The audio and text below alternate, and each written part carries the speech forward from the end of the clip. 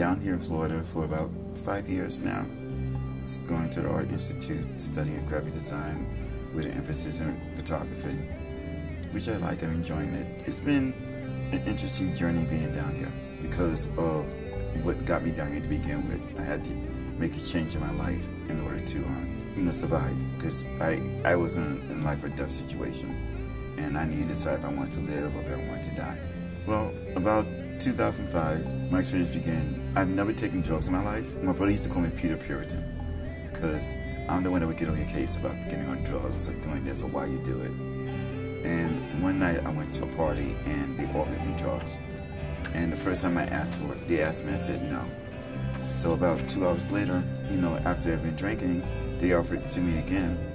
And so I said, sure, what the hell, what's gonna happen?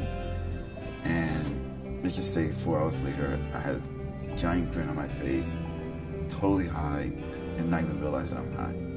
I was doing crystal meth, and it was used strictly as a sex drug, so, I was busy the entire night.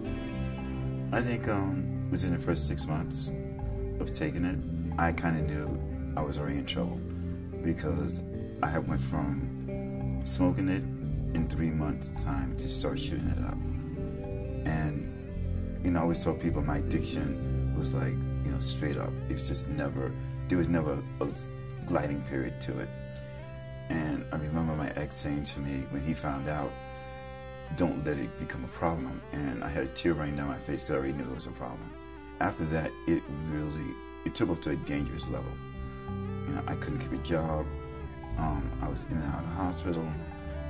Fortunately enough, I was never arrested, but I almost OD'd and didn't realize I was ODing. So it was pretty bad. I had lost a lot of weight at that point. So that's when it became like, well, if you don't get a hold of this, you're gonna die. And I didn't know how to get a hold of it. Well, ironically, it was my doctor first. And then I hadn't seen my mother in a year. I had not spoken to her in a year. And when she saw me, maybe it wasn't even 3 hours, she said the exact same thing. She said, you'll be dead in 6 months if you don't stop. And it kind of threw me off a little bit, but it wasn't enough to motivate me just yet. And one day I was with a friend, we was high, and I went back to where I was raised. And that was my first moment of clarity, because I was raised in the poorest neighborhood in Brooklyn, but I lived in a nice neighborhood in Queens. And I could see myself going backwards.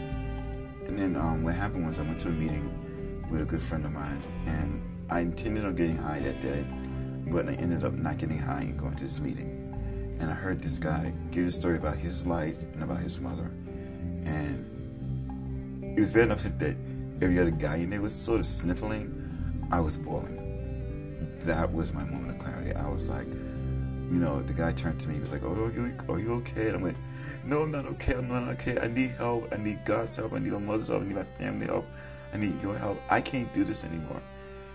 And that was the day I decided I wanted to go to Florida. So for me to get to Florida, I had to put myself back in rehab for like the 3rd time and basically not spend any money. My family wasn't going to give me the money to move down here. My brother actually said, if you want it so bad, then you're going to find a way to get the money to get down here. I always tell people, you don't think you'll get high on the first time, and take it from me, you can. I always tell people, have compassion for those who's going through it. Don't enable them, but, show some empathy. Because, I had to learn the hard way of not showing empathy, to somebody. And I ended up alone, because of it.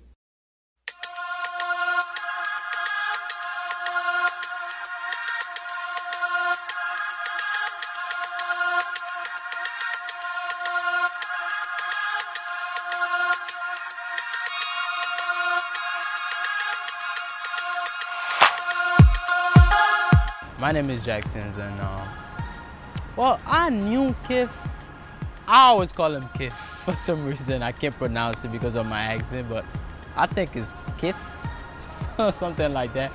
But yeah, I knew Kif around when I first came to AI. I remember before I started the quarter before, the week before actually, and I came to the school. He was the student that was walk us around the school. For some reason, I thought he was a student or a staff member, something like this. Yeah, I've been going to school now with Keith for about 2 years. He works in student career services, and from what I see, he's an exceptional student. His major is graphic design with an emphasis in camera work. And from what I could tell, he's going to graduate within 2 weeks, and I'm wishing him the best.